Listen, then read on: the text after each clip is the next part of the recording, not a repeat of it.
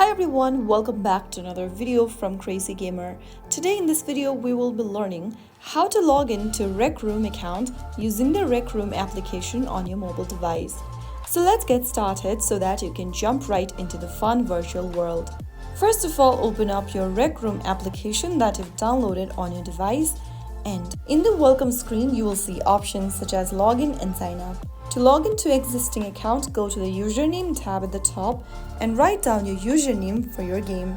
Now enter your password for your account in the next field. After typing down your password, finally click on the login button, and there you have successfully logged into the game. You'll be directed to your Rec Room home screen. Now you are ready to join rooms, create avatars and enjoy socializing in VR or 2D mode. So that's how it's easily done. If you found the video helpful, don't forget to like, share and subscribe to the channel. I will be back again in the next episode. Thank you for watching.